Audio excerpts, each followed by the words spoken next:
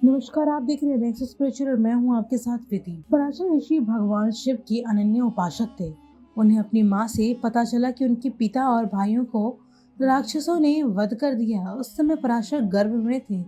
उन्हें यह भी बताया गया कि वो सब विश्वामित्र के श्राप के कारण ही राक्षसों ने किया है। तब वो आग बबूला हो उठे। अपने पिता और भाइयों की वध का बदला लेने के लिए निश्चय कर लिया। इसके लिए भगवान शिव से प्रार्थना कर आशीर्वाद भी मांगा उन्होंने।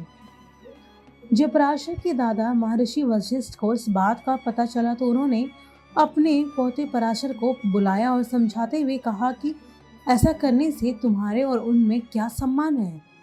ऐसा करने पर तुम्हारे व्यवहार और उनके व्यवहार में क्या अंतर होगा। दोनों का आचरण एक जैसा रहेगा। तब ऋषि पराशर ने उन्हें कहा कि मैं आपको वचन देता हूँ कि मैं खून का बदला तुमसे नहीं लूंगा। ये मेरा आपको वचन है। इस बात को दैत्यों के कुल गुरु महर्षि पुलत्य ने सुनी और प्रकट हुए पराशर को आशीर्वाद दिया। बोले, बेटा, तुम्हारे राक्षसों को क्षमा करने के लिए अपने क्रोध पे संयम किया है। यह देवोचित आचरण है। हम प्रसन्न हुए। तुम धर्म शास्त्रों के महान ज्ञाता बनोगे, खूब प्रसिद्धि पाओगे और ऐसा करके तुम्हें लोग सम्मान भी करेंगे। पराशर से इसके बाद घर त्याग कर जंगल में सिद्धि शक्ति प्राप्त करने चले गए। उन्होंने सोचा कि मैं इससे सिद्धि प्राप्त करके शक्तिशाली बनूंगा। जब वह घर छोड़कर जाने लगे तो उनकी पत्नी ने कहा कि आप चले जाओगे तो मेरा क्या होगा। आपने विवाह किया और अब जा रहे हो। तब उन्होंने कहा कि मैं कुछ वर्षों में आ जाऊंगा। किसी कहा तो तुम्हारे लिए सुक्रम शक्ति भिजवा लूंगा जिससे तुम गर्भवती हो जाओगी। ऐसा कहकर वो चले गए। पराशर ऋषि ने अपने कहे अनुसार कुछ वर्षों बाद अपनी सुक्रम शक्ति एक पीपल के पत्ते पर रखकर एक कौवे के साथ अपनी पत्नी के लिए भिजवा दी। रास्ते में कौवे और बाज की लड़ाई हो गई। बाज ने सोचा कि कोई अच्छी खाने लायक वस्तु होगी यहाँ इसके लिए। जब दोनों लड़ने लगे तब एक दूसरे पर वो बीज शक्ति पानी में गिर गई और नीचे दरिया में चली गई। उस पानी में एक मछली ने उस बीज शक्ति को खा लिया जिससे मछली के गर्भधारण हो गया। और एक दिन मछुआरे ने जाल बिछाया और मछली पकड़ी गई। मछुआरे ने जब मछली को घर आकर चीरा तो उसमें से एक लड़की निकली। मछुआरे ने उस लड़की का पालन पोषण किया। लड़की मछली के पेट से निकली थी, इसके लिए उसके शरीर से मछली की दुर्गंध आती थी। उस लड़की का नाम उसने मछोधरी रखा। पराशर जब 14-15 वर्ष तक जंगल में साधना करने के बाद जब घर आने की सोची तो उसी जंगल के रास्ते से निकल रहे थे। बीच में एक दरिया पड़ी थी। दरिया को पार करने के लिए ऋषि ने धीवर से कहा कि मुझे दरिया पार कराओ।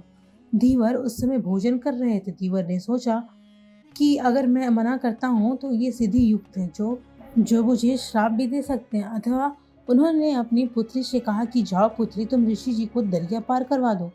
वो पुत्री ऋषि पराशर की ही थी जो मछली के पेट से जन्म ली थी। ऋषि पराशर ने उस मछुआरे की लड़की दरिया पार कराने लगी। दोनों नौका में बैठे थे और ऋषि पराशर को उस लड़की को देखकर मन कामुक हो गया। उस 15 वर्ष की लड़की के सुंदर शरीर को देखकर वो आसक्त हो गए और उसे कामुक निगाहों से देखने लगे। उस लड़की से जबरदस्ती करनी चाहिए। ऋषि पराशर बोले कि मैं तुम्हारे साथ संभोग करना चाहता हूँ। लड़की ने कहा कि मुनिवर, आप ब्रह्म ज्ञानी हो और मैं निषाद कन्या, ये संभव नहीं है, मैं कुंवारी हूँ। पराशर ऋषि बोले कि बालिके, तुम चिंता मत करो, प्रसूति होने पर भी तुम कुंवारी ही रहोगी। लड़की ने कहा कि मेरे शरीर से दुर्गंध आती है। पराशर ऋषि ने एक पल में पूरा माहौल सुगंधित कर दिया। लड़की ने कहा कि हमें कोई देख लेगा, तो ऋषि जी ने चारों तरफ धुआं धुआं कर दिया ताकि उन्हें कोई देख न सके। सीधी शक्ति से चारों ओर कोहरा हो गया और सुगंधित खुशबू हो गई। लड़की के शरीर से भी दुर्गंध समाप्त हो गई।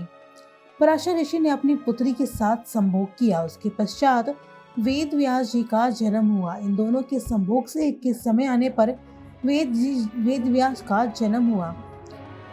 मछोधरी का आगे चलकर सत्यवती के नाम से जाने जाने लगा। समय आने पर सत्यवती के गर्भ से वेद वेदांत में पारंगत एक पुत्र हुआ। जन्म होते ही वो बालक बड़ा हो गया और अपनी माता से बोला कि माता, तू जब भी विपत्ति में मुझे स्मरण करेगी मैं उपस्थिति हो जाऊंगा। इतना करके वे तपस्या करने के लिए देवयापन द्वीप चले गए। देवयापन द्वीप में तपस्या करने और उनके शरीर का रंग काला हो गया जिसके कारण उन्हें कृष्ण देवयापन कहने लगा। आगे चल के वेदों का भाष्य करने के कारण वे वेद व्यास के नाम से विख्यात हुए।